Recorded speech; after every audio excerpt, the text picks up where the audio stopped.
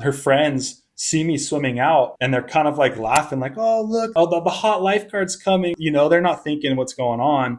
I instantly grab the girl, get her on my can and start talking to her. And she just looks at me and she's all, she's like, I had 10 more seconds. She's like, I was dying.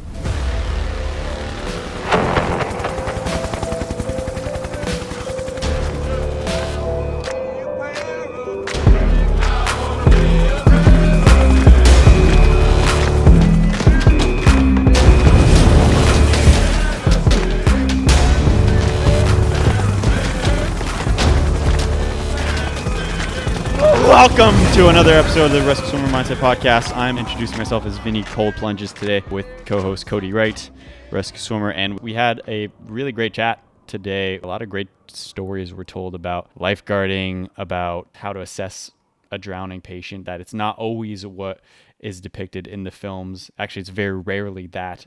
It's quite difficult sometimes to see when somebody's in that drowning process, and that was like kind of the highlight of the podcast for me, was hearing that incident. Remind me of the course that we just came out with, and the fact that 𝐦𝐤𝐥𝐢𝐭𝐞 really goes into the in-depth how to analyze a survivor and a drowning victim in one of the chapters, which was one of the most valuable chapters, but also how to prevent that from happening beforehand and how to deal with the different towers, how to communicate. Another thing our guest here spoke about was the verbal communication between towers and lifeguards.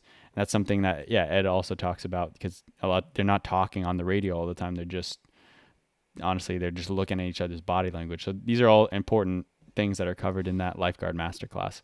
So you can check that out at the rescueswimmermindset.com. Another cool little thing I have going on is the veteran film. So I directed and produced a pretty high production valued project, a 12-minute long short on mental health and dealing with PTSD and rock climbing. So it's kind of like somebody dealing with suicidal thoughts and using rock climbing, soloing as their coping mechanism. So, you get a lot of cool action-y packed, me and some friends soloing as stunt doubles, but it's a fictional film. So if you want to check that out, you can check it out at the link in the bio. It's going to be an online screening, so a little online festival before it gets kind of buried into the festivals, and not really. You won't be able to see it for probably like a year or so. So if you're What's the date on that? That's going to be April 6th. April 6th. And then can you still donate if you want to donate to the... Yeah, you can donate, or if you just want to buy a ticket, I think it's like 10 Canadian, which is 6 for you US folks. So, or it might be 15, so that's like $8. It goes towards the production cost and hopefully helping distribute and share the message of the film. But I really enjoyed our chat here. Did you have any highlights for the podcast? Oh, I thought the cold plunge stuff is always interesting to listen to, because I'm not really big on it, but I was thinking maybe I'll try it. Maybe like a morning cold plunge or something. We'll see. I've been so hesitant to get into it because I'm just a baby with cold water. I hate it too. Yeah. But I love what we talked about. There's kind of secret things that I even learned on this podcast where I'm like, ooh, I think there's even another added benefit to cold plunges that I hadn't thought about. So tune in. And if you want to learn about the science, though, of cold plunges and how rescue swimmers use it, we wrote a blog. Let me pull it up here, rescueswimmermindset.com/cold water. But if you just go to the blog section of rescueswimmermindset.com, then you'll get to read up on kind of the science, the benefits, and how we've utilized cold plunges I and other rescue swimmers have utilized it in their training to better, honestly, their athleticism as well as their recovery and their mental health. So without further ado, our guest, Slater Trout. We have our special guest, Slater Trout. Welcome to the podcast. Thank you. Stoked to be here. I think we should start this conversation with cold plunges. We've actually recently wrote a blog about the benefits of cold plunges. So I know you're in Hawaii, but you do the cold plunge on the regular basis? Yeah. So, we have the Plunge brand's cold plunge, which just made my life so much easier. I used to have the chest freezer, the trash can with 7-Eleven ice, horse trough. I've been through it all. And finally last year got like an actual like legitimate ice bath brand through the Plunge. And it's just so killer and so easy to use. So my wife and I are plunging every day. she's like a psycho. She likes to get up at like 5:30 and just sit in that thing for like 7 minutes. I'm a little bit more of a wuss. Like I like to do it like midday when I've like already kind of been active. But yeah, it's living in Hawaii. It's so nice to have the option to get cold, and obviously just the benefits are incredible. So yeah, that's one thing we talked about and touched upon in our little blog post on cold plunges is the fact that if you're doing it as early as your wife is at like 5, I'm guessing she just woke up, your core temperature is on the rise, but it's at pretty much at its lowest point when you're in the depth of your sleep. So, hers is probably like 3 a.m. or something.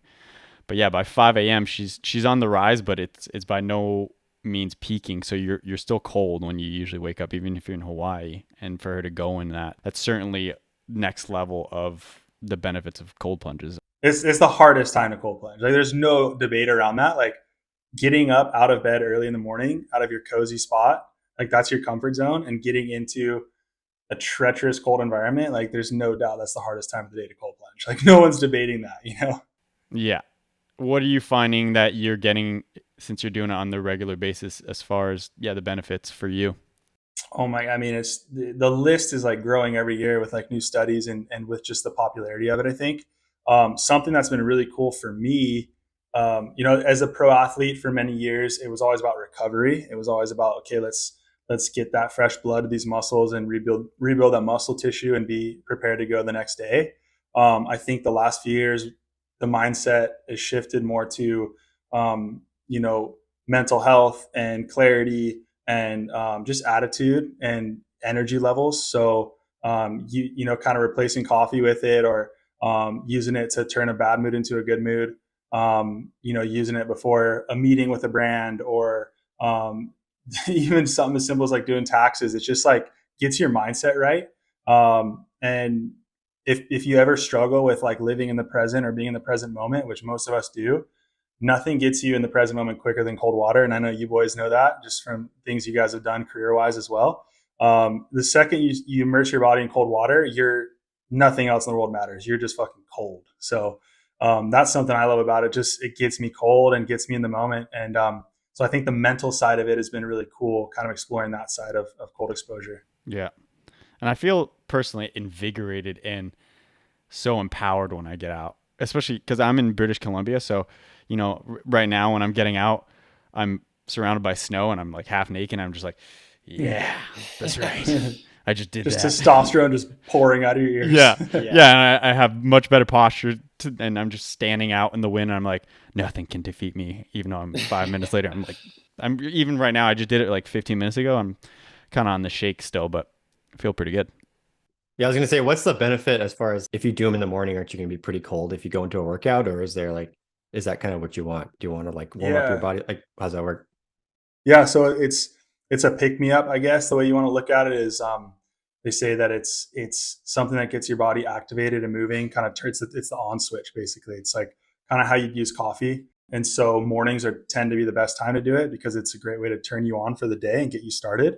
I started doing them too before bed, and like I sleep like a baby. I sleep like a rock. So I'll do them after dinner, a couple minutes before bed. And even though it's kind of a body activator, it can get me into like just like a nice cozy sleep state, and I tend to have really good sleeps with it as well.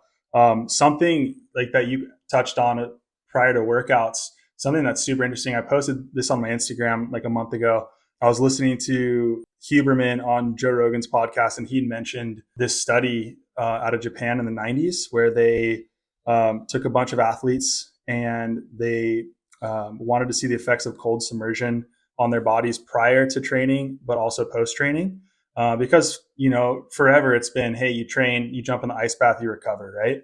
So they did this study on these athletes. They put them in cold water, and within 20 minutes of getting out of the ice bath, they put them right into workouts, and they noticed a boost in testosterone and luteinizing hormones by training directly after a cold plunge. And they actually noticed a little bit of a drop by training or by cold plunging after a workout, which is what we've kind of always been doing. And so I know guys there's like doctors like Diana Soberg, I think she's in Sweden, and Huberman, these doctors and scientists are studying the effects of it post workout. And I guess the way to look at it, it's like in simple terms, is if you want to get like maximum gains, get in cold water within 20 minutes of starting a workout and then train. If you're looking for maximum recovery, don't submerge yourself in cold water within 4 to 6 hours of training after. So give your muscles that time to kind of rebuild, because the cold will slow that process of that muscle fiber stitching together. So super interesting stuff. So I've been the last few months plunging within 20 minutes of my workout prior to starting them. And like I said earlier, it's an activator. So for me, I've noticed my workouts are just like next level. It's crazy. It's just really? like You get like drugs. a couple extra reps out of everything, and you just yeah. What's really trippy is that, so I did this little like test on myself. I have my favorite workout. It's a 20-minute set, just super, super hard. Kind of combined strength cardio, just an ass kicker. I do that a few times a week. So I'm really well versed in that workout. I know exactly how I perform in it. I have my numbers and times from over the years. And so it's a good test for me. And I know that on a normal day, if I wake up and go down and just do that workout, it's usually I'll start sweating around like the 6 to 7 minute mark into the 20 minutes. After a cold plunge, jumping into it, I don't start sweating until like the 14, 15 minute mark. But with my heart rate monitor, I'm putting out just as much, if not more effort. So I'm doing the same amount of effort. I'm getting the same amount of work, but I haven't started sweating yet. And so that's a really crazy feeling where your body is just grinding, but you're not sweating. So you're just kind of in this weird state. And since you remain cooler, you're able to perform better. So a few more reps on each set. The fatigue sets in a little bit later. That's something I've known. Like if I'm hot training, that's how I slow down the quickest. And if I can stay cool training, my level just stays higher throughout the workout. Nice. Does that apply to like going surfing or any stuff like that, like training in the water too for you? Yeah, I haven't tried that. Surprisingly, I haven't been like, okay, I'm going to surf in 30 minutes. Let me jump in the plunge. Yeah. I haven't done that yet, just because I think like it's different when you're in the plunge and you're going into like a hot gym, or going on a run in the sun. You're like, okay, I know I'm going to warm up. Me jumping in the plunge and then going to jump in the ocean, I'm like, am I going to warm up quick enough? It's like a little scarier that way, but that's something I will definitely want to try for sure. Get involved with surfing and water stuff for sure. Do you think the mental rigor it takes sometimes to be in that uncomfortable cold water translates to the mental aspect of your performance as an athlete in different realms of your life? Definitely, yeah. To me, it just comes down to doing things that you don't want to do. I personally hate cold water. I've never been a fan of it. I never been the guy that's like, oh, I do cold showers. Like, screw that. If I'm in the shower, I want that thing nice and cozy. I love hot tubs. I love saunas. But that's exactly why I do the cold plunge every day, because it sucks and it's something I'm forcing my body to do.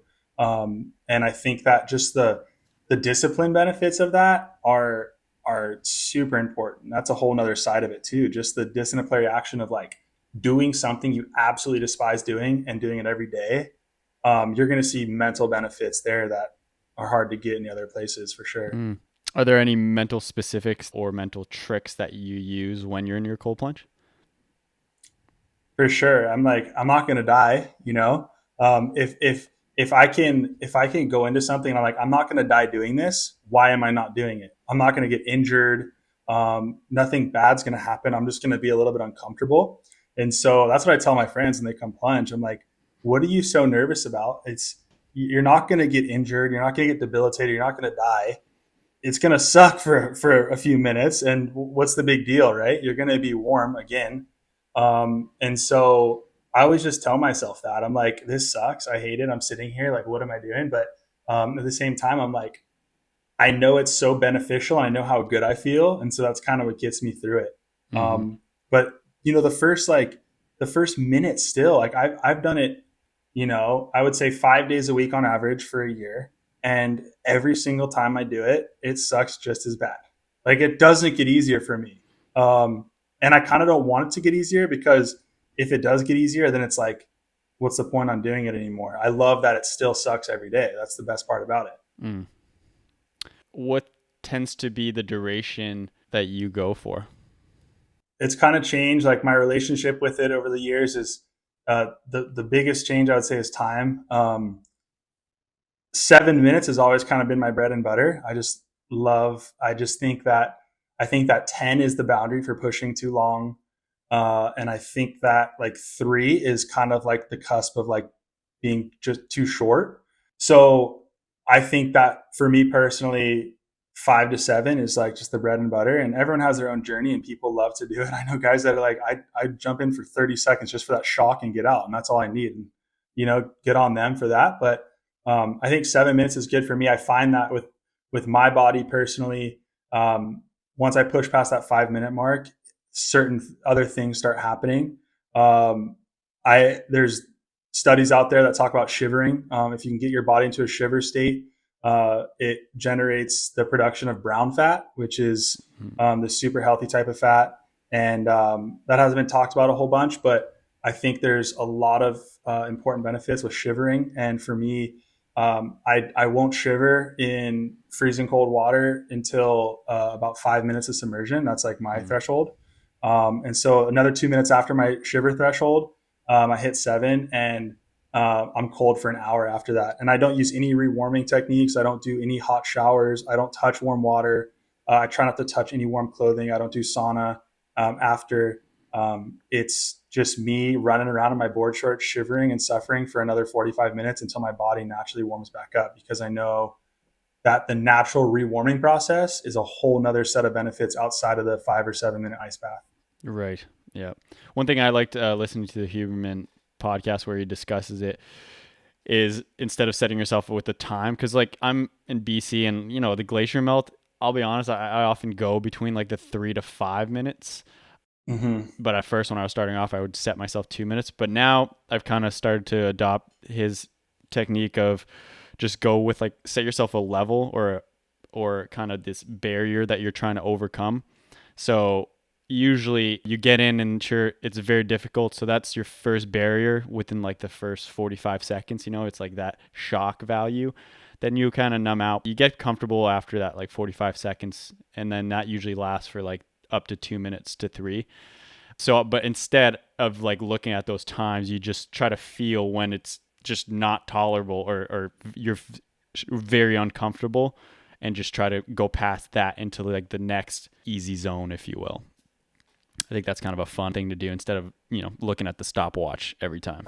Question for you: is the water you're submerging in, is it moving or is it still? Is it a lake? Is it? Yeah, I'm often in a river, so it's brutal. Okay. Yeah. So that's another thing that isn't discussed a lot in like the cold water space is movement, right? Like I mentioned earlier in the conversation, I've done everything from horse troughs to trash cans to chest freezers, whatever I could get my hands on that was affordable. Those things don't move, and it's just common sense that when you're sitting in stagnant water, you build a barrier. That's why we have hair in our skin. Why do you think the hair stands up on your arms? It's holding that 2 or 3 mil barrier around you of warmth. That's why you can last a lot longer in stagnant water than you can in moving water. So I always tell people, hey, if you live in a cold place and you want to do cold exposure, try to find moving water, whether it's a river or something. The nice thing about the Plunge, the brand that we have, is it's constantly circulating from point to point. So it's freezing cold. It holds 39 is the lowest it goes. But moving 39, circulating like little rapids, is scary cold. Compared to, I went to my buddy's place on Oahu, the neighboring island, a couple weeks ago, and he has a chest freezer and he's like, it's 31. And I'm like, oh, that sounds kind of gnarly. And I get in the thing and I'm like, this feels so good, because it's just still, I instantly get that warmth barrier around my skin. And so leaving that trip, I told him and the boys, I was like, if you guys are doing it in here, move your limbs constantly, like move your body, break that barrier so you get that full cold the whole time. Yeah. Do you put your hands in? I feel like that's quite intolerable. Even now, like I'll put them in, but I'll take them out, put them back in. That pain, I mean, that in the feet, I don't know. I feel like sometimes I just don't want to deal with that pain. You got to do it. You're missing out, man. You have to do it. If you come visit my house, the 2 rules are you have to do the plunge and you have to eat raw liver. Like those are like the 2 things. And it's just like full primal over here. So, but you have to throw your limbs in. So my theory on that, well, not really my theory, but just things I've heard down the grapevine and quote unquote other studies, is And something Wim Hof talks about a lot is your furthest extremities. That's the hardest place to get your blood to, right? So when you get in cold water, obviously your body's protecting itself. Everything's going to your abdomen, to your organs, everything that's vital. And so you get pain and stuff in your hands because that's the first place the blood leaves. But if you train your hands and feet, your furthest extremities, over time, your body will get better perfusion to those spots. And so, like I said, was talking earlier about how my personal journey with cold exposure has not gotten easier. It seems like it still sucks every day. One thing I will say that has gotten easier is my hands and feet, because the first few times I did it, absolutely like screaming like a girl, like just painful. And over time now I can get in there, hands and feet, I don't even think about it. But I relive it through everyone's first experience, because every single person that gets in is like, oh my gosh, my hands and feet are feeling like they're going to get ripped off. So the more you train them, the better perfusion you'll get to them over time, and they won't hurt anymore. So definitely spend like a good week just doing hands and feet for sure.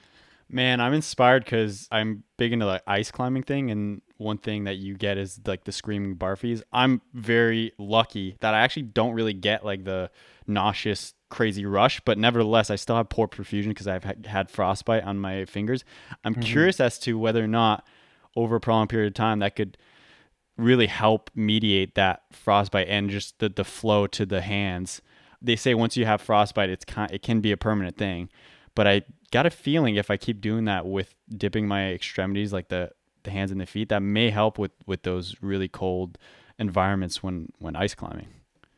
No doubt. So we lived in Oregon when I was 2 to 3 years old for a year. My dad had a job there, and I dressed up as Winnie the Pooh, and my brother was Tigger, and we went out trick or treating, and it was freezing cold in October in Oregon, where we were, and my mom just didn't think to dress me in, anything warmer than just the Walmart costume I had on. And I remember at the end of the night, I got upset, and they're asking what's wrong, and my hands and feet were just white, just gone, just completely, just early stages of frostbite from a few hours out at night, and ever since then, I've dealt with just having cold hands and feet. They just don't get good perfusion. That's always been an issue. I remember when I first met my wife, she was always like, why are your feet always cold? We're sitting in Hawaii. It's 85 degrees Fahrenheit here, and my feet are cold. And since in the last like year and a half that I've been putting my extremities in cold water, I don't notice that anymore. I don't have cold feet anymore. I don't get the overly sweaty hands. I don't get the overly cold hands. Just my perfusion is better. And it's like I kind of reversed like a lifelong thing from having that issue that night when I was super young. So that's just my testament to it. But if you ask my advice, for sure, train those things, and it'd be interesting to see how you come out of it, having had frostbite. Yeah, that would be interesting to have some actual like data and science and research behind that. Because I got a feeling that could be one of the few treatments for issues like that, because there's not much else I think you can do. Like massaging, it's not a thing. Like you're never going to get like that flow in that. I think that's the only natural thing you could probably do that I can reasonably conceive. Yeah. So yeah. It's just getting fresh blood flow there. That's the biggest, most important thing, right? So yeah, I don't know how else you do that besides getting that cold exposure there and bringing that fresh blood back, right? So yeah. Let's talk a little bit about your career as a professional stand-up paddle racer. I didn't even know really about that discipline and that sport. Yeah, most people don't. Great. I mean, paddleboarding has been around a while, but I'm guessing like the growth of that sport is exponentially grown in the past like 10 years, right? Yeah. So stand-up paddling as a sport really kind of emerged on the scene in like 2006. Okay. Laird Hamilton, professional big wave surfer from Hawaii, and 𝐸𝐿𝐿𝐼, both professional big wave surfers out here, kind of pioneered the sport. There's a lot of different opinions on kind of where it came from. Those were the first guys I ever saw doing it. And so like 2005, 2006, it really kind of emerged onto the scene. And then by 2008, there was like a full-on racing scene, competitive endurance scene. By 2000, I think it was late 2009 or 2010, there was a world racing tour So it was touted as the fastest growing water sport in the world for many years. I mean, it just took off from when you couldn't even find a paddleboard to buy at a shop. You'd have to be like know a shaper or a buddy whose guy has a big enough blank to shape a big enough board to paddle on, to within a year having the pick of the litter on a rack at any surf shop in the country is pretty insane. And so it blew up extremely fast, which was exciting and fun because I was an 11-year-old kid, 12-year-old kid when it started, and I just jumped into it because it was a new, exciting thing. But it definitely had its growing pains over the years. And yeah, I jumped into it at a young age and just fell in love with it. And my background's surfing, grew up as a surfer. Both parents were lifeguards and surfers growing up. And so just like the waterman culture was just kind of in my blood. And I guess I was kind of destined to do something in the water with the last name Trout. So didn't really have a choice. I wasn't going to play baseball or something. So didn't really have a choice there. I was just going to be a water athlete, and grew up competitively swimming and just loved it. But surfing was my passion. Wanted to be a pro surfer my whole life.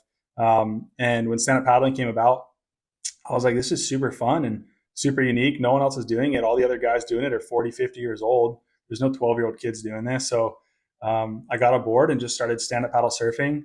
And I'm like, hey, this is a brand new sport. Like, I can invent tricks doing this. Like, if I do a 360, I can say I was the first person ever to do a 360 in this sport. Like, pretty cool to like, have a sport where it's so brand new, you can like invent certain moves in it. And so I thought that was kind of fun as like a 12-year-old kid, and got approached, within a year after that to start competing by some coaches. They're like, hey, you're a bigger kid, you have a good physique, you're a swimmer. Have you ever tried paddle racing? And I said, no, I wasn't interested. I was a surfer, and ended up getting talked into doing some events, had a horrible time, just hated it. These 10K, 20K races, just like, what is this? Who wants to go out and paddle and sweat for 3 hours? How is that fun for anybody? But just got the drive and wanted just to beat people in a super competitive mindset. And that kind of fast forwarded into a 12-year career competing professionally on the world tour for Team USA, racing all over the country and all over the world. So it's fun to look back on it because it was such a unique time, but not a lot of people know that there's like a full-on racing scene and that it's going to be an Olympic sport soon. So pretty exciting stuff. Oh, really? When's that? Pretty sick. They're hoping not 2024, but 2028. So I think it's going to be, what do you call it? It's a exhibition sport, or when a sport isn't in yet, but they're like testing it. Yeah. I think they're doing an exhibition in 24 with the hopes of like full on sport in 28. So I'm out of the scene now, but that's like always been a dream and super cool to even have those talks that stand-up paddle racing could be an Olympic sport. What are some tricks of the trade that a novice paddleboarder could learn from you as far as, just efficiency and technique? Yeah. So the biggest things for stand-up are going to be technique. I mean, I've seen crossover athletes my whole career, guys coming from professional triathlete, guys coming from professional swimming, cycling, marathon, whatever. And they're psycho fit dudes. I mean, these guys are animals, but they have shitty technique, and you can't put a price on having good, efficient technique in a race. So I, for many years, traveled to these events, would have put on technique clinics for people, which is always fun. It was a way to make a little extra money because I wouldn't say professional stand-up paddle racers are the wealthiest athletes in the columns, but so that was a fun way to do that and meet new people. But a big thing for me is using your legs and your core, right? Like people think, oh, it's arms, it's back, it's shoulders, for sure. But your arms are just the attachment to the paddle, and your core and your legs are the motor. That's what drives. Everything's driven from the ground, from the board. And so stop focusing on paddling with your little muscles, your forearms and your biceps, and paddle with your glutes, your hips, your legs, your core, your psoas, like your big connective muscles. And if you can tap into that with good posture and good form and rotation, you're going to be way more efficient, be able to go a lot farther, a lot harder. I'm curious, How do you use your legs to propel the stroke? So it's all body position. It's the bend in the legs. It has to do with rotation from the hips. So if you're just stagnant and straightforward, or your legs are too straight, you're instantly tapping into your arms. If you're in a slight squat, like a slight bent athletic stance, and you're getting that core rotation from the hips, and you're not bending your back or your arms, and those are just the attachment to the paddle, but you rotate back with the hips and almost kind of come up with the legs. Now you're engaging your core and legs.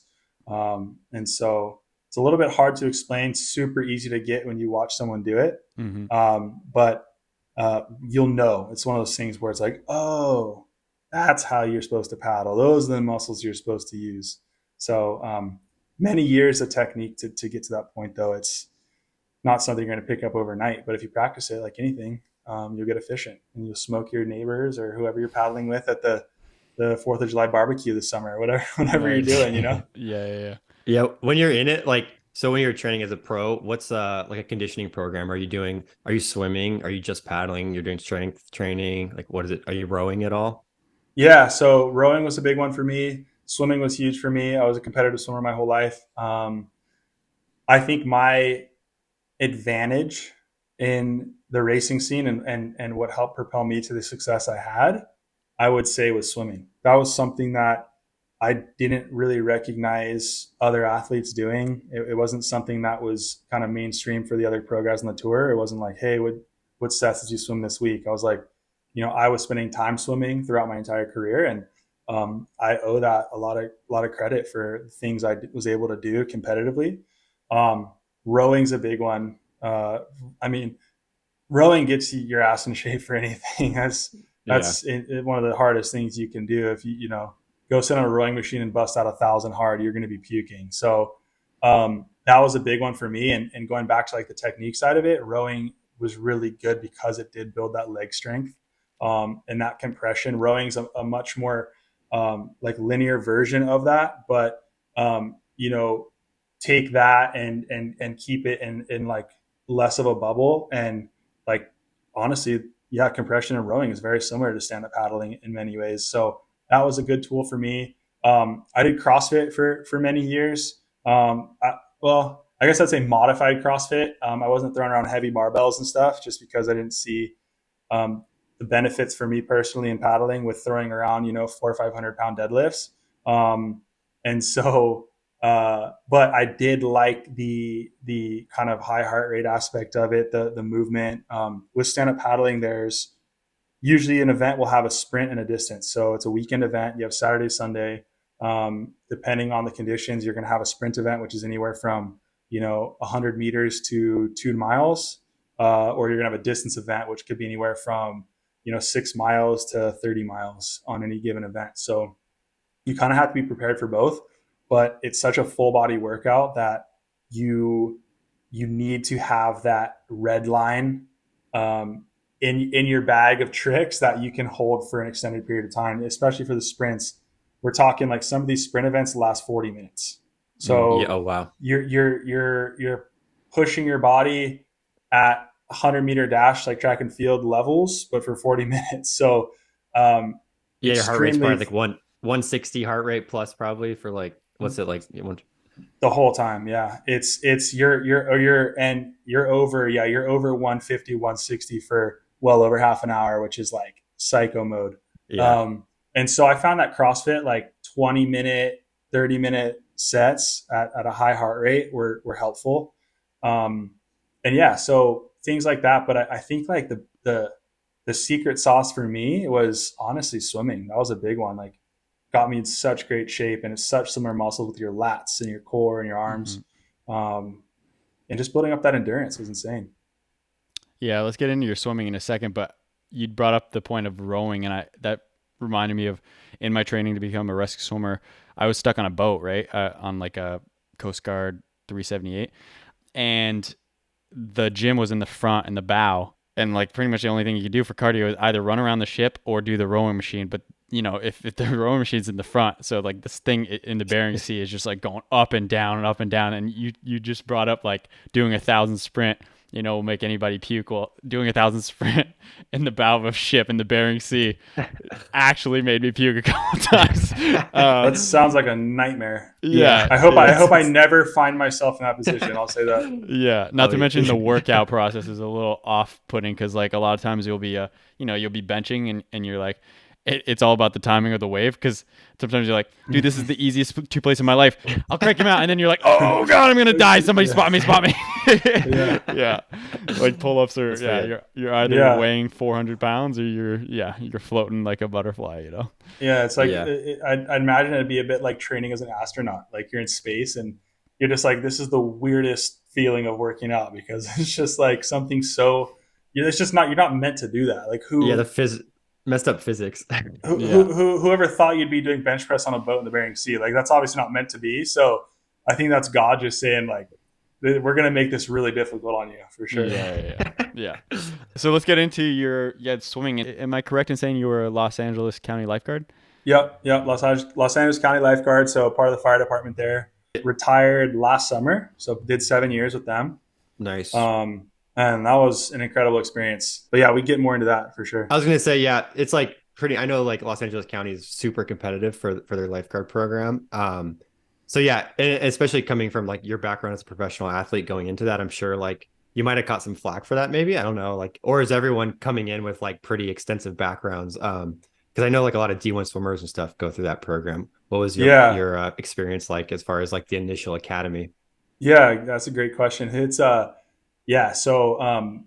LA County, the fire department there for their lifeguard program is probably arguably one of the most competitive in the country as far as it goes for getting in with these lifeguard programs. And I knew that going into it. My dad grew up in Hermosa Beach, so he grew up around lifeguards and in that whole world. Before he was old enough to apply at 18, his parents picked up and moved to Oregon. And so his kind of whole life goal just got flipped up on his head. And so that was kind of always his dream. And so I grew up in Hawaii, and my dad growing up in Hermosa had always done junior lifeguards as a kid. And he always just remembered that being an amazing experience and program for him. And so he wanted to give my older brother and I that experience growing up. And so we would pack up our house here in Hawaii in the summers, and we would rent it out to be able to afford to go to California and stay with friends or family. And my parents would put us through the junior lifeguard program all summer there. And so I was kind of groomed as a young lifeguard throughout the years through LA County's program.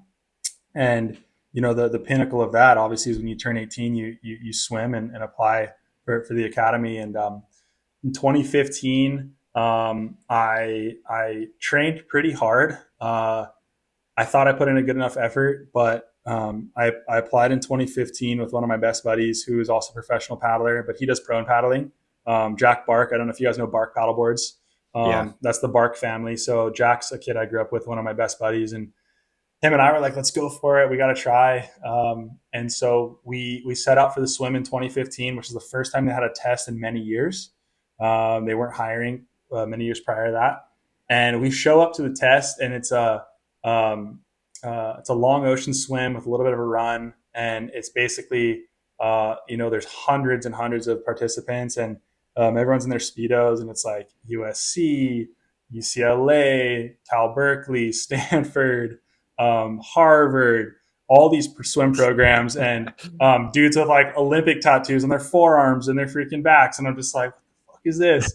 I'm just a paddler. And I'm like, is this really that intense? It's like, I don't know, like $30 an hour. Like, what's going on? But it's really just the prestige, right? It's the prestige of being a part of the fire department there. And so I remember we swam, and they don't tell you how many they're going to take prior to the swim. But it's a dog fight, man. I don't know if you guys have probably done open ocean competitive swims or races or whatever, but it's just you coming out of things scratched up, Speedo down around your knees, goggles are been gone for the last 20 minutes. You don't know where those are, bleeding from fingernails, whatever. It's a dog fight. And they don't tell you how many they're going to take until like 30 seconds before. So like you're on the starting line, this guy's nudging, and they're like, all right, there's, 380 swimmers today. We're taking the top 32 finishers. And so you got to be top 32 out of hundreds of these guys and gals. And I think the first year they took 53, and I believe I was in the 70s of the finishers, and so didn't make it. Was super bummed and kind of over it at that point. But my buddy Jack was like, "We got to do it again next year." So we have some family in Idaho, and I went up there for a good part of the summer and trained at altitude. I was like, I'm going hard for this. Like, so I trained at a pool up there, just swam 5 days a week, and came back to the test. The test, I believe, was in September. And that year they took, I think, in like the mid 30s, and I think it was 35, and I was like 29 or 30. So just slipped in. My buddy Jack was like, I think he was 25 or 26. So he's a couple spots before me. And honestly, I ran up the beach dizzy and like wanting to puke, and they give you a popsicle stick with a number on it, and that's how you know what place you got. I looked down and I got a popsicle stick, and I'm like staring at it. I'm like, I didn't get one of these last year, so this must mean something good. But I'm still so dizzy at this point. And then all of a sudden I just hear, fuck, and just people just so pissed. And I'm looking around, and like 3 spots back was the cutoff. And guys are just like spewing because they were running up the line to get that last popsicle stick. And so made it in, went through academy. I think our academy was in April, May that following year, and started working as a rookie in June of 2016. And so, yeah, it was super cool just to see that whole thing happen. And just the training academy, man, I tell people all the time, if I could just go back and do that training academy again, I would. I've always been like, in my mind, Navy SEALs have always been kind of the pinnacle for me. It's like always like, man, it just seems like such a cool job, and just badass group of guys. And I just love doing hard stuff. And I love, pushing myself and being around guys that enjoy the same things. And so I think the Lifeguard Academy was a very small sliver of kind of that feeling. And that's why I loved it so much, man. It was just so much fun pushing myself. What were some of the highlights of the academy as far as grueling training goes and fun anecdotes? Just, you know how it is. You link up with a couple of guys, they become your brothers, and you just, you just kind of you're always looking at them for kind of ways to not cheat the system, but like, how can we win these events? Because in the academy, it's everything is a competition. So you have to hold a certain level academically with the testing, but also physically with the testing. And if you're not holding that, you're getting dropped. And so, we'd come up to these physical tests. We wouldn't know what they'd be for the day, but we'd always start out in the morning early with just a swim or a run or some sort of brutal workout. And it was always a timed event. And there was always, me being a surfer was a big advantage for me because I wasn't the fastest swimmer. I wasn't, maybe the fittest guy there because I'm swimming against UCLA D1 athletes and ex-Olympians. But I had the knowledge of the ocean where these pool athletes don't. And so I'd link up with the other surfers in the group and we'd be like, hey, you see that rip? Like, you see what the tide's doing here? Yeah, we got to swim out around that buoy. I'm not going to enter the water here. I'm going to run up the beach 200 yards before I enter the water. And it's going to be a ride straight to that first buoy. And so we start the event. Everyone runs straight to the water, dives in, they're dolphining out. And there's a small group of surfers just running the opposite way. It's like we're quitting the event. We're just like, they blew the horn and we're just running to the parking lot type thing. That's what it looks like. And then we just take a left, hop in the water. And these guys have been swimming for like minutes before we were even in the water. Yet we still beat them to the buoy because we use the currents and use the rips to our advantage. And so like using that kind of stuff and that knowledge was a huge help and just really fun. And seeing how different everyone in the academy approached things was super cool too. And then moving from the academy and graduation into working the beaches, that was so baffling. It's just how different people approach the job. It's super interesting just to see how people man their towers, how they scan the water, their reactions to certain things. And it was a huge eye opener for me coming from the background I came from, for sure. What are specifics about like the diversity of how people are interacting with, I guess, cases and or watching the water? Yeah. So I guess like examples would be like you got guys who tend to love to be out of the tower all day. Like they're just scanning the beach. They love to walk the beach. And you got guys who don't leave the tower unless it's absolutely necessary. You got guys who take the extra maybe 10 or 20 minutes for their workout, which is only supposed to be maybe 45 minutes or an hour on duty. And you got the guys that never leave their tower for a workout, even though they get an hour to do it. And so seeing those different things is super interesting, and just watching people's reactions to stuff, because it's a team effort, right? Lifeguarding is not an individual sport. It's like as much as you're scanning the water and you don't take your eyes off the water for 8 hours, you are constantly scanning the tower south and the tower north of you, and you know exactly what they're doing by their rescue can position or the body language. There's no verbal, and this is what I thought was really cool. Besides the phones for an emergency, there's no verbal communication. It's all body language. So we're trained to understand your comrades' body positioning, their body language, what they're doing. And every little movement you make is a signal for your partner. And so, you work with someone new every day or every couple of days, and they just have such different stuff. You got guys who are like, you know, always reaching for the can, and you're like, wow, what does he see? Like you're in the binos and you're like, I don't see anything. And he's reaching for the can. So you're getting all antsy, like I'm about to go. And then just kind of walks back and starts eating the sandwich. And you're like, the fuck was that? There's nothing there. And then you got the guys who, are just the veterans and like won't touch their can until it's absolutely necessary. So if I see so-and-so even reaching for that can, I'm already sprinting down the beach because I know it's on. And so that was really cool, just to kind of understand the different ways people do the job. And I think the really cool thing about LA County, why there's such a successful department, is they're a preventative agency, not a reactive agency. And so we pride ourselves on the least amount of rescues we can have, the better. I don't want my rescue stats to be super high. I want to be able to prevent something before it happens. And so a lot of our training was, hey, if you see someone walking down the beach and, maybe they're trying to enter the water in jeans and a t-shirt and a beanie, maybe that's going to be a situation. You should go talk to them first. Hey guys, welcome. You've been here before. Here's the conditions. Highly recommend if you swim, this is, safer attire. Do you have it? Like, just kind of start talking to people, and like that right there mitigates a rescue or potential deadly situation later on in the day. And so a lot of communication with the beach patrons and citizens, and just talking to people and moving people back from the water, and just, mitigating that stuff. And a successful day for me is not ever having to enter the water. And if I don't have to get wet, I did my job right.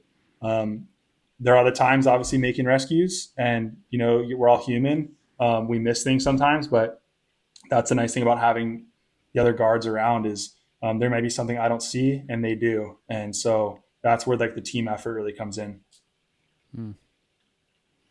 Did you have a specific beach you worked at, or did they move you around throughout the county? So I tried to stay in the South Bay as much as possible. I was living in Manhattan Beach the first few years, and then I moved to Redondo Beach, Torrance area. And so for me, I loved being in the South Bay. I didn't really want to go south. I didn't really want to go up north to Malibu or anything like that. I will say I worked a few days at Zuma, which is like one of the most insane beaches to work at, because it's just the shore break there gets insane, and the rips there are bigger than anywhere else. And so it's super fun to work up there. But I would take schedules in Hermosa, Manhattan, Redondo. Those are kind of my hot zones. And I could ride my bike to work, which was awesome.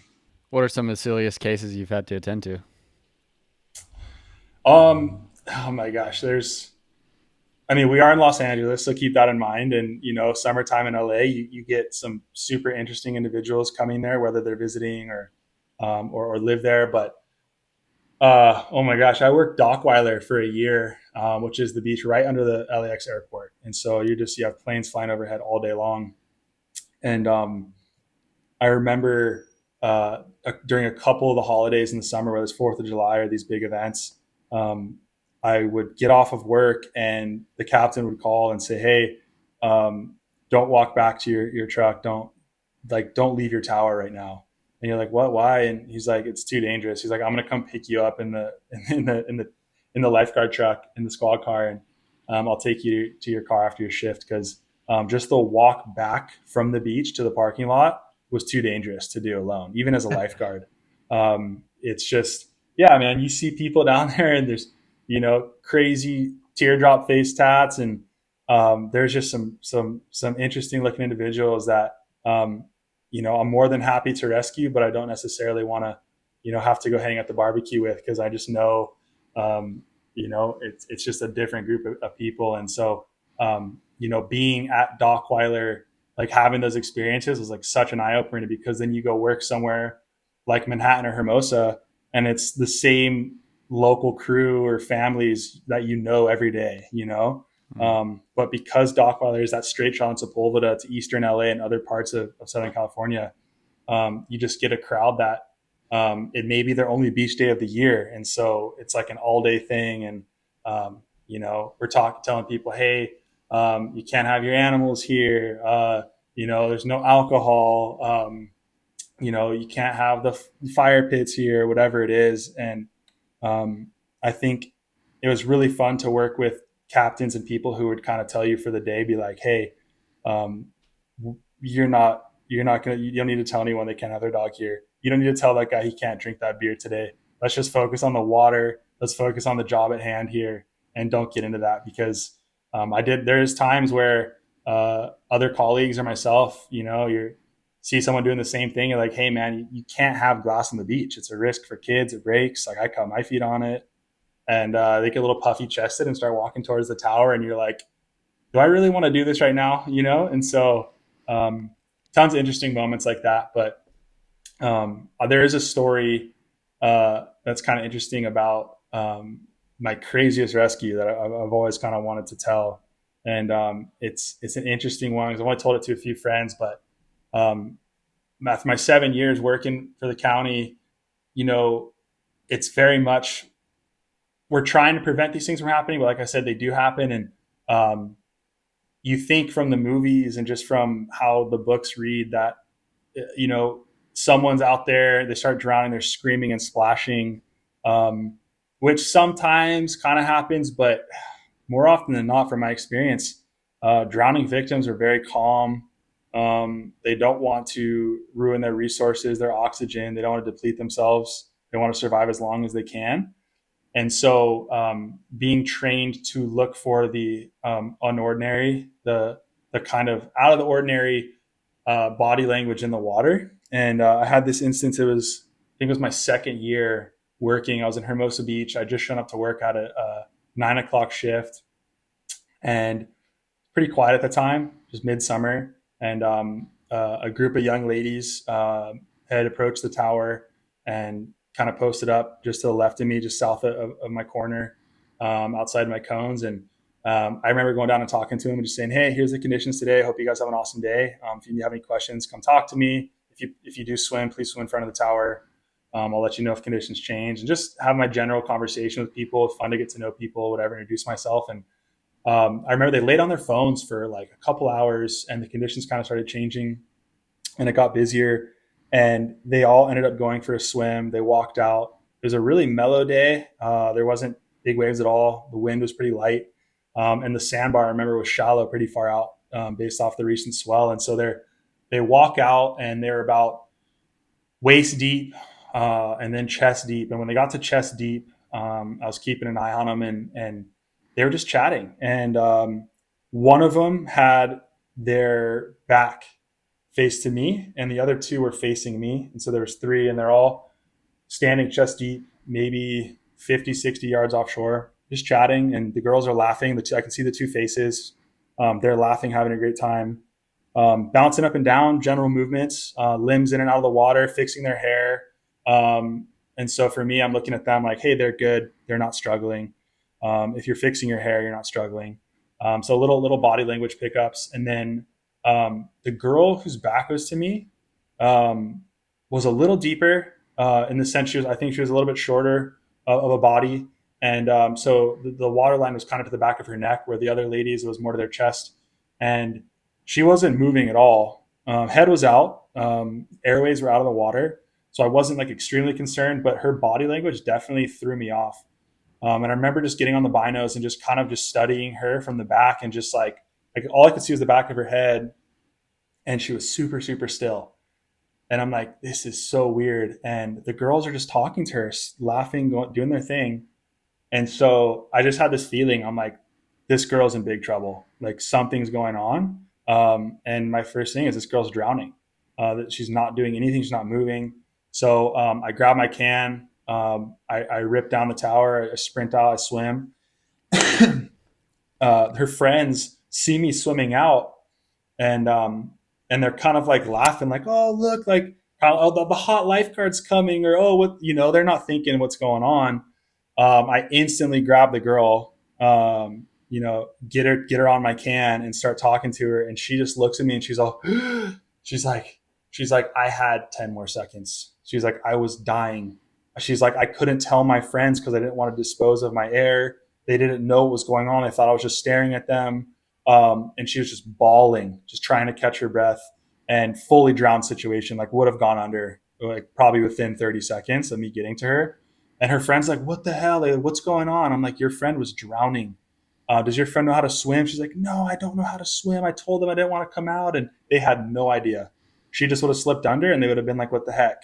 And so that was one of my most eerie rescues of all time. I've had the crazy rescues where people are screaming and going under and you grab them, and those are fun and cool. But man, the scary ones are the ones that you least expect. And this, to see someone actively drowning while standing in the sand at neck deep water, sounds ludicrous, but those are the scariest ones. And I just thank God that I had the training and the body language reading to be able to tell that person was in distress. Wow. Yeah, that's insane. I wouldn't, yeah, from our training is a little different. Like we don't ever like pick up, we don't do body language training or anything. Yeah. That's just like pretty insightful. How far away was the lady who was drowning away from her friends? Like I would say she was 4 feet. Like they were just in a group. Like you'd just be sitting there with a drink, talking to your friends in the water, cooling off. And they were just talking to her, and they had no idea. They couldn't believe it. They're like, she's fine. Stop. And the girl was like clinched onto me and wrote me a letter after. Her family wrote me letters, and they were so thankful. And she said it was the scariest moment of her life. She said, I felt like I didn't have a voice. I felt like I was in a void. I felt like I couldn't do anything. I was in a state of shock because I couldn't move my body. She said I was drowning, and I don't know how to explain it. And I'm just thankful that I was there. And I remember my captain called me in the tower behind in the headquarters, and this tower I specifically had worked was right in front of headquarters. So it's always a scary one because the chiefs and captains are watching. And I wasn't a rookie anymore. It was my second year on duty, but I remember he called me right after that and said that was an incredible rescue. And he's like, I saw that whole thing go down. I saw she was in distress, and I was excited to see you act on it when you did. And so that gave me confidence moving forward as a lifeguard, and just kind of changed my perspective on how I lifeguard and what to look for. And it's just, yeah, man, scary stuff like that. And just thankful I was there and had the training to do what I did. We recently teamed up with a veteran lifeguard. He put up a masterclass for us, and he covers a whole chapter on body language. And I thought I recalled what he said was typically somebody that's in the drowning process will be facing shore because, like, unlike people that are, capable of swimming, they're facing the waves and seeing what's coming at them. So it's kind of odd or interesting how this person was actually facing away from the tower. Yeah, no, totally correct. One of the first signs we're taught, and something for viewers, I would say, is if someone's in distress, they are going to look for their safe haven, and that is dry land and shore. 99% of your victims are going to have the deer in the headlights look facing towards shore, show a little bit of struggle because they're going to look where they want to go. And that's why this particular case was so freaky, because this girl was at a point where she was on her tippy toes. And if she had come off her tippy toes, her mouth would have gone under. She didn't know how to swim at all. And she was so fatigued from standing on her toes for so long, just even turning to look at shore was too scary, whether she would slip or get pushed deeper. She was in that, she described it later on as like she was in this trance of she was stuck. She couldn't move her body because she felt that if she moved or twisted or tried to make a move to shore or do something, she'd lose her footing and go under. And so she was in this position where she was just here at the water level. I don't like to use the word comfortable because she's obviously extremely uncomfortable in that situation, but it was comfortable enough for her to stay there and not move a limb, because if she did, she was worried about slipping under. And if her airway goes underwater, maybe she aspirates and inhales, and that's a different situation then. And so, wasn't looking at the shoreline, and didn't have normal body language, no panic at all, just a very calm body that didn't move and didn't have any reaction to her friend's jokes or her friend's kind of verbal communication, which is super odd. Wow. That sounds like such a nightmare. And it's hard for individuals like us to relate in a way because we're so adept to the water. But yeah, to be in a frozen state where that's literally a nightmare. It's like your friends are right there. You want to like scream for help. It's like that dream where like, you know, there's somebody running after you and you can't run, you know, or you're in slow-mo, or you can't scream, yet there's help right there, right? That's literally that situation for somebody like that. That's super weird. Yeah. And I think too, for her, I want to say, like, originally my thought after, like, when, you know, kind of decompressing from that rescue was like, journaling it down and writing it down for the captain and just for the stats. I remember putting my thoughts on paper, being like, okay, so I went down. And originally I kind of thought that she was just kind of self-conscious to tell her friends that she was struggling. I thought originally, like, why wouldn't you just say something to your friends? Hey, I need help. I feel like I can't catch my feet. We're getting swept out, or I'm struggling. Can you guys just grab my arm and help walk me in a little further? And later on, she's like, no, I would have asked for help. I wanted help. I was in a state of a shock. I was in a trance, and we treated her for shock after that. She obviously had shock symptoms. And it's amazing, like, what shock can do to the body. And seeing that, like, in a real life scenario, was like, you're a clone. You're just like, you don't exist anymore. It's incredibly freaky situation to see someone in that situation where it's like just that kind of scary, slow death. And I've heard that from Australian lifeguards buddies, have situations like that where people are struggling and they just are floating as long as they can, and their body gives up and they go under. And it's a very peaceful, no fight, no scream, no splash. It's just, they know they're drowning. They can't make it to shore. They're not screaming. They're not asking for help. And they slip under and they're gone. And so I guess my message to listeners right now would be, don't always expect the most common outcome. Don't always expect that the person's going to be flailing and splashing and screaming and waving. And because you get that, and that's probably the majority of the time, but look for the person that just looks out of place. That just is the body language is like, you should not act like that for that long of a period of time in the water, you know? And so, man, it's crazy stuff. And it happens more often than you think, which is insane. Yeah. It was really interesting to see. Yeah, in this masterclass, we got live footage of individuals in the drowning process, and again, we're not that experienced with that. We're not trained like that as rescue swimmers, so to see that was quite eye-opening. It's not like what the films are, right? Yeah, because you guys would be a reactive group. I mean, you guys are getting calls and going, and it's on when it's on, right? You're not sitting there telling people at the harbor, hey, don't take this boat out today. It looks a little sketchy, or do you have, what you're doing, right? You guys are like, you get the call and it's a go, right? Yeah, that's like the big difference between lifeguarding, and then our job is just the reactive versus preventative, helping preventative. Yeah. So there is part of the Coast Guard that does preventative stuff like that. But yeah, for us, it's always going to something that's already happened. So there's no need to train for stuff like that. But yeah, it's interesting to see the that's fun though. Yeah. The reactive stuff is fun when it's on. It's like, it's on. The alarm goes off and you're just kind of like kicking into gear. That's nice. Yeah. So why don't we talk about horrifying incidents that happened to you, Slater Trout? I mean, you're a surfer. We haven't gotten into many. That. Yeah, there's many. I'm guessing you've gotten into some predicaments and some bigger surf as well.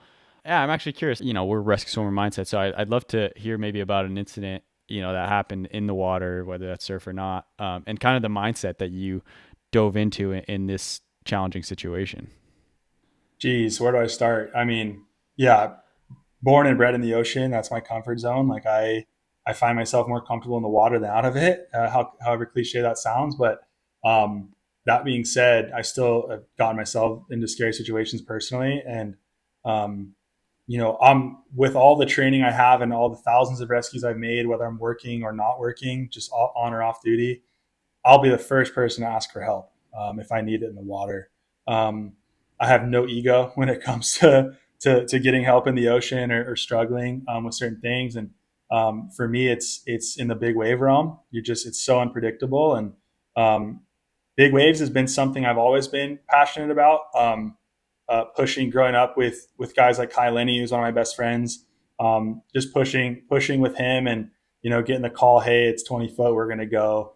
You kind of the friend group you grew up with, you get stuck doing it with them, whether you like it or not. You're kind of forced into it, and so kind of fell in love with that at a young age. And then through the paddling career, obviously it took more time to focus on my training and the racing stuff. But the last few years, getting out of the paddle racing competitively, my focus has shifted to big wave surfing again, and it's been so much fun and so scary. There's a wild story I've told before, from I think it was 2011 or 12. There's a wave on the North Shore of Maui.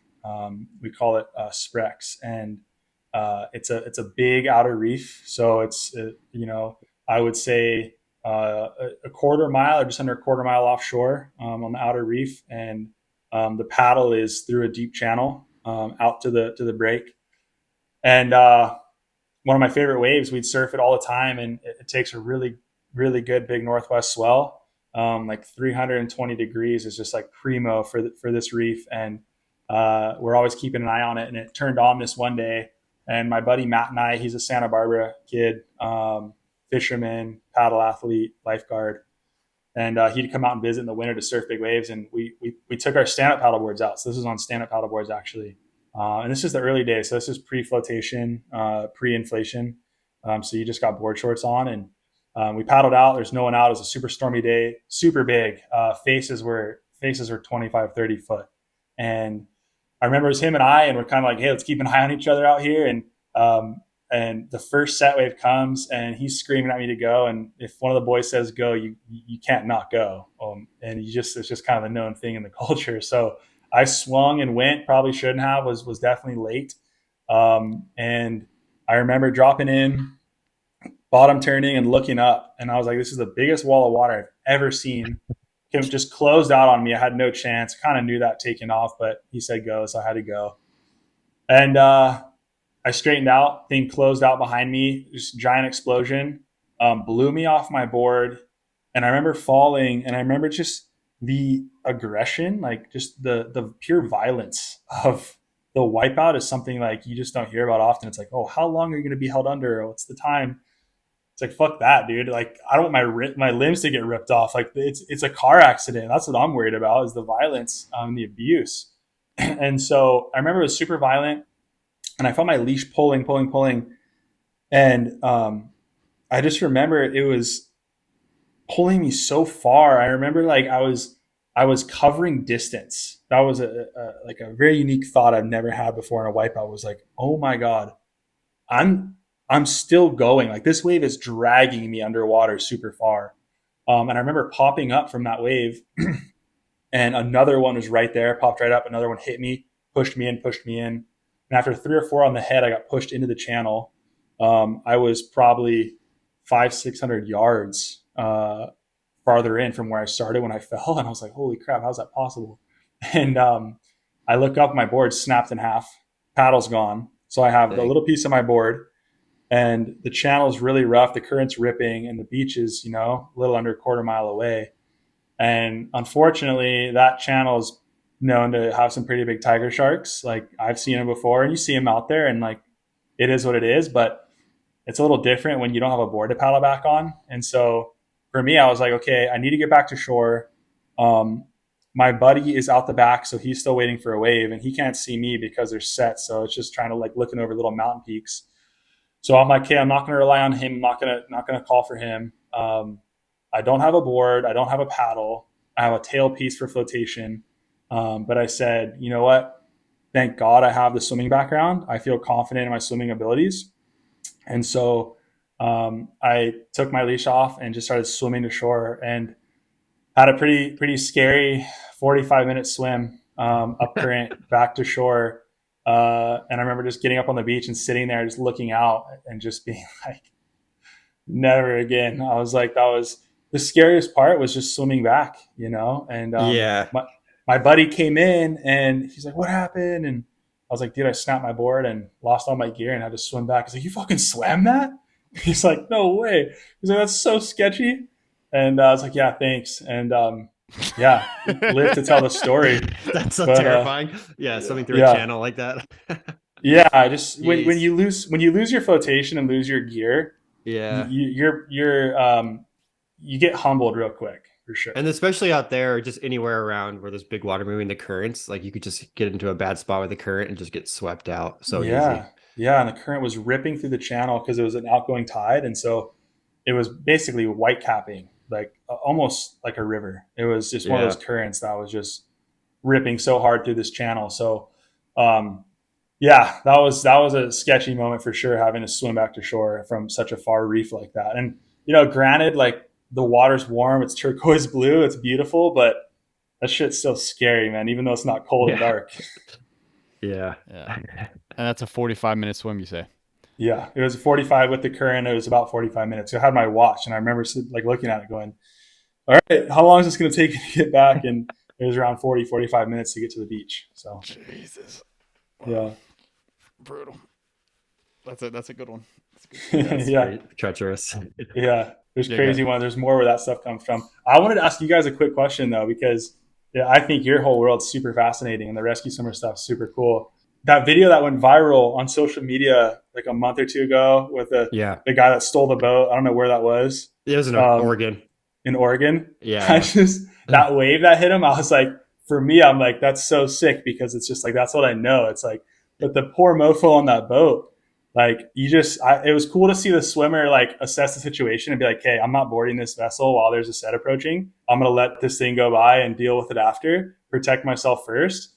So that was kind of cool to see. But yeah, I was just like, I had so many questions about that, because that just seemed like such an insane situation. Yeah, the situation was crazy too, because they were at it's called AHAR, so Advanced Helicopter Rescue Swimmer School. So it's a place where you go to kind of like learn more advanced techniques and big surf and working on cliffs and stuff. So that rescue swimmer was brand new. He had like just gotten qualified as a rescue swimmer, gone through the whole pipeline, and basically that was his first rescue ever. So it was kind of interesting. And they were doing a training mission, like working big waves, and they got diverted to that case while they were training. So kind of a cool intro, or like training into like a real case is kind of an interesting scenario to have to go into, kind of like a movie or something. But yeah, overall, like that case was kind of gnarly. Yeah, with the wave kind of hitting. I guess I think the guy jumped off at the last second. They both kind of went to the surf, and then they ended up picking up the rescue swimmer and then redirecting to where the guy was. And then they like just lowered the swimmer back in the water to grab him. Okay. Interesting. Yeah. Dealing with like deep water waves like that is just, I just think that's so rad. Like just big rogue sets like that are just like wind swell breaking. But was that close to the shore? Was that like breaking on? From what I understand, we train in like it's a big channel, basically like an inlet where there's fishing boats come and go. So I think that was kind of close to like a little channel. So there's a little sandbar that forms around there, what I remember. And if I'm picturing the right spot, I think there's probably a little sandbar. So that was kind of a known spot where boats don't go. So it wasn't necessarily like a rogue wave way offshore. It was pretty close to shore. Okay. Interesting. Yeah. Very cool. What's the pipeline look like for you guys? Like, in just real quick, like from, enlisting to go, like getting a call on a rescue, like what's that timeline look like?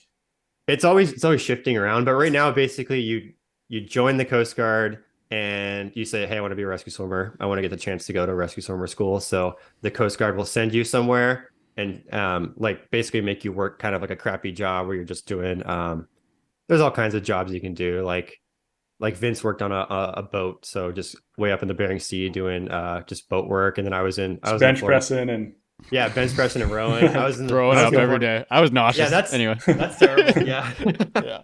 I get seasick. Yeah, It you was get a seasick motivator in the Bering to get Sea. the hell out of That's there. Yeah. I'd rather be on a helicopter than a boat for sure. Yeah, same. yeah. I hate boats. Yeah. Yeah.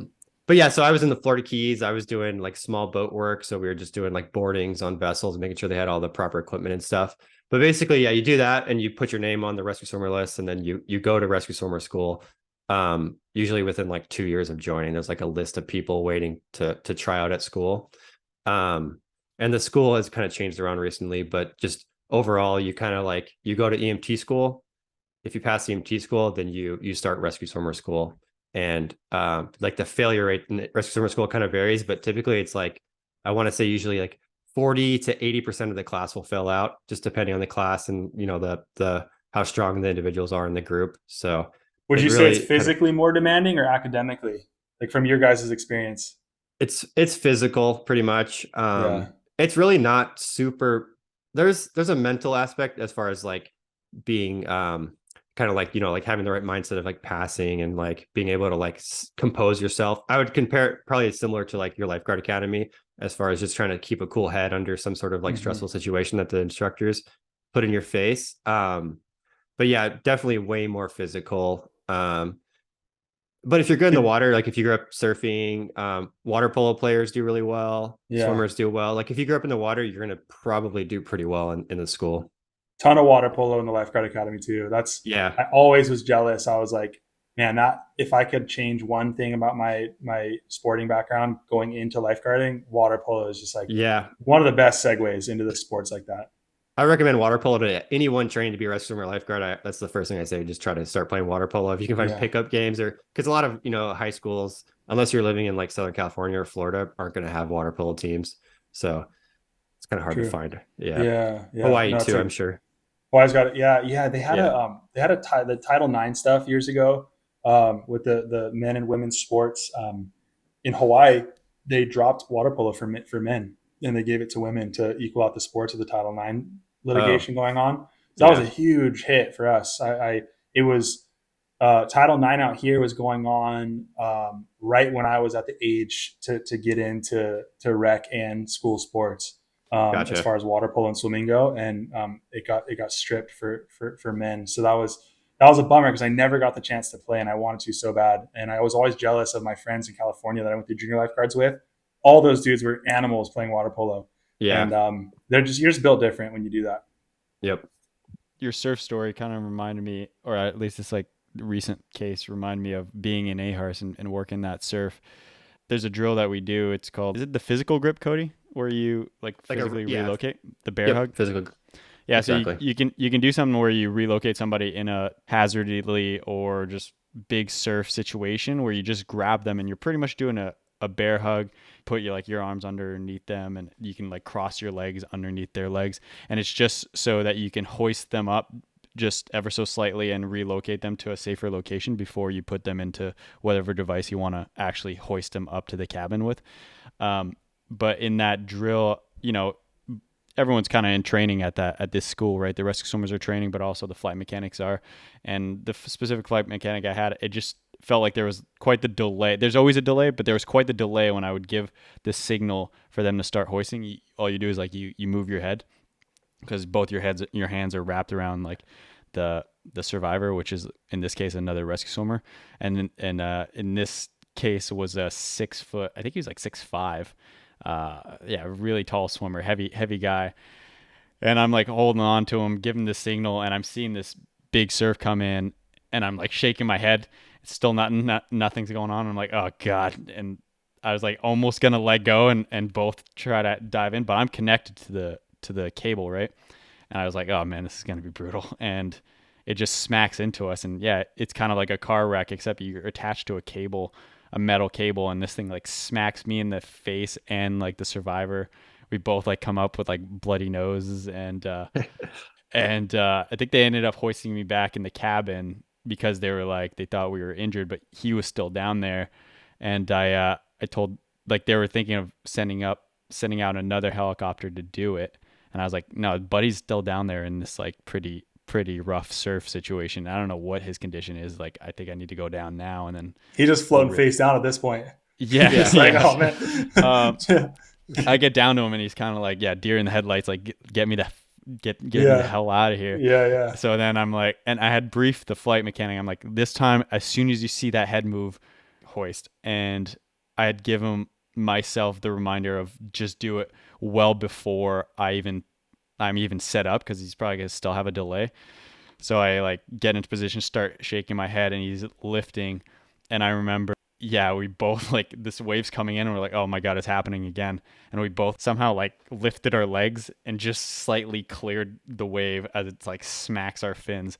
And it sends us into like a perpetual rotation, like from the wave. And we're just like holding on. And I guess where are you attached? Are you guys attached like with the harness under your groin or your back? Yeah. So it's a full body harness, and it's attached to me. And so he's just I'm holding on to him. He's not really doing much. So. But do you have to actively like engage so that you're being hoisted vertically, or can you just kind of be limp and you're going to go head first regardless? You're going to go head first. Yeah. Cool. But it's certainly it's also it's on a swivel. So you can spin free the whole way. There's no way to stop that anyway, really, except for you can use your fins to kind of stop it. So if you're spinning like Vince is describing, like you're just going along for the ride pretty much. Wow. And spinning freely, I was indeed. So anyway, I'm holding on to this 6'5" guy, and I think they timed it because there's like a camera. They timed it. I think it was around close to 2 minutes of me relocating, and it's just me and the other guy spinning. And we're just like starting to state like the Guardian catchphrases like, I'll never let go.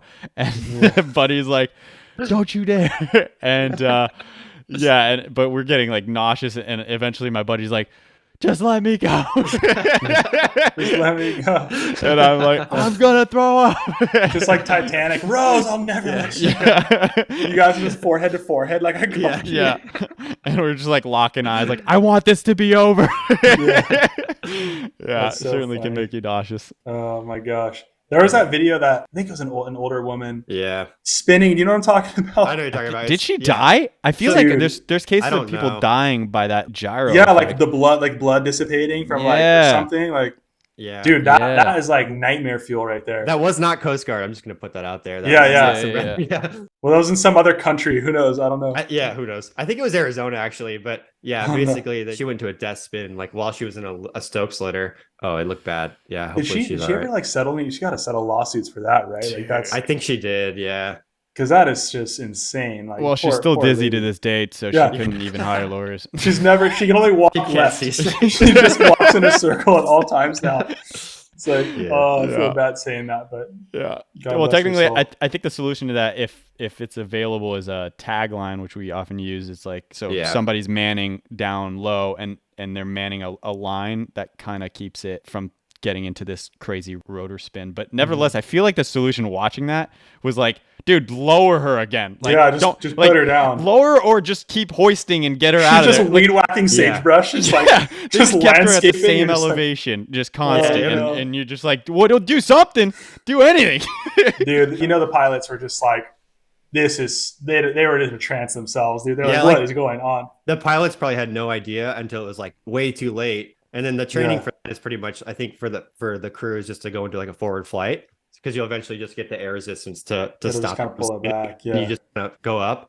The pilots can't see that typically unless they have a camera, but even then they're just trying to hover. So they had no idea. And so the flight mechanic probably just didn't communicate well enough to get that done. Probably just lack of training. But that's treacherous. Like, hopefully she's all right. I don't know what happened. She's probably chilling on some yacht right now in Ibiza or something. Yeah.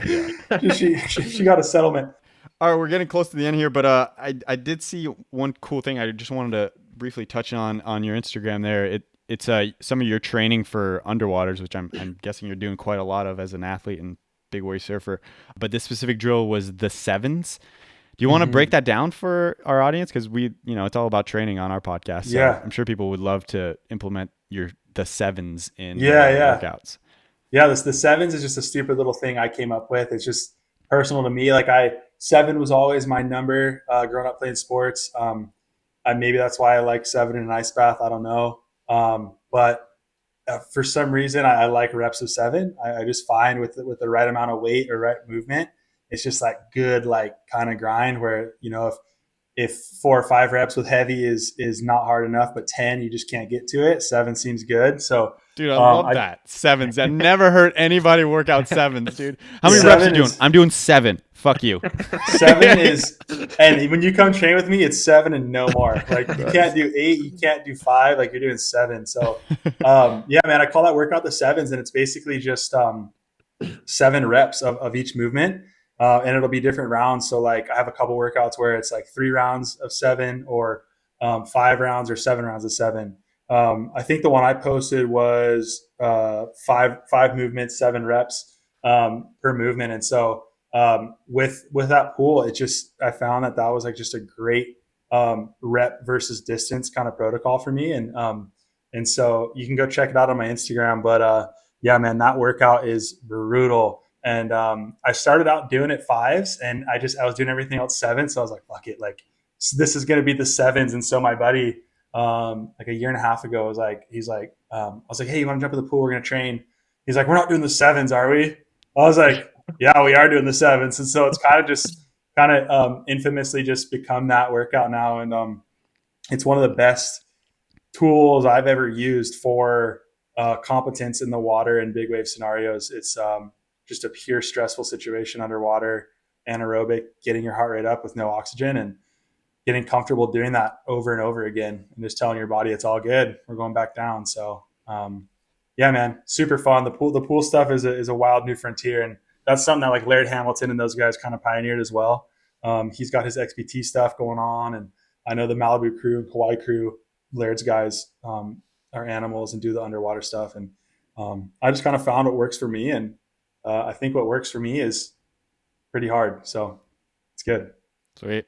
All right. Yeah, I think that's a great way to end it. If you want to check out the 7s, check it out on Slater Trout's Instagram. Is it at Slater Trout? At Slater Trout, yeah. Yeah. Sweet. And I'm posting more stuff like that too. And like I'm trying to do short stuff because like I have a really low attention span. So like if I'm trying to find new workouts or watch content, like if it's over a minute, I just turn it off. So if you guys go and watch the 7s workout, it's a minute. It's on my Instagram, and just a super fun way to train. And I will say one thing, like disclaimer wise, and this is something just I tell people in life, don't ever train without a partner. I don't trust my abilities enough to do it alone. And if I don't trust my abilities enough, then you shouldn't either. And so always have a partner there to help out. Shallow water blackouts are a thing. They're common. I've been around them before, and it can turn scary super quick. And anytime you're doing any sort of stressful training underwater or around the water, there's a possibility of having that issue. So if you do check out that workout and do want to train, always have a partner. And then there's guys like Deep End Fitness. Have you guys heard of Deep End Fitness? Yeah. Deep End Fitness, they're Southern California based. I think ex-military, just a bunch of vets that are just absolute animals, and they run underwater training programs. So I'm sure some of your listeners have heard of them, but we don't have a program like that here. And if I was living in California still, I would totally join a program where there's other groups of people doing underwater training, because it's just, you're going to push yourself harder, you're going to have the safety, and you're going to have more fun. So there's nothing more fun than to be underwater, just making faces at your homies with goggles on and just seeing dudes stressing. It's so much fun doing little backflips, and you're just a kid, man. That's why I love it. You turn into a kid when you get underwater. So at least I do. There's few mentally challenging things that you can do than like underwaters. It's yeah, there's just so much mental, chit chat and just convincing yourself that you're okay, that you don't really get in many other. It's just the ultimate uncomfortable. Yeah. Yeah. I did a podcast with Ryan Dewey and the Cold Plunge guys, and recently, and something I mentioned on there, they put a little clip together, and I shared it on my Instagram, and it's a little bit controversial, kind of funny. I love to rep it, but in my opinion, you can't be an ultimate savage unless you're competent in the ocean or in the water. We're 70% made of water, the planet's 70% water. We have this, undeniable connection with the water. I truly believe that's where we derive from. And I just think it's unfortunate that more people aren't competent in the water, or take the time to learn to be competent in the water, or take it seriously enough. I think the guys I look up to most in my life, whether they're athletes or entrepreneurs or whoever they are, the one thing they all have in common is they're savages in the water. And I think that that's just a super important part of life. And I think, you hit it on the head with it's one of the most stressful places you can be. And I don't think you can really kind of like recreate those ultimate stressors without doing stuff under the water. And that's why the SEALs and a lot of special forces use something as simple as the water to train these people and train these men and women. It's such a simple thing, but it'll kick your butt and it'll turn you into an absolute beast. So definitely, if you're looking up to an athlete out there, or you're looking up to a baseball player, a runner, or UFC, or whatever it is, yeah, they're animals, but toss them into a body of water and see what happens. That's all I got to say. Yep. Slater Trout, thanks so much for coming on. Yeah, guys, I appreciate it. Thanks so much for having me. Awesome. Thank you.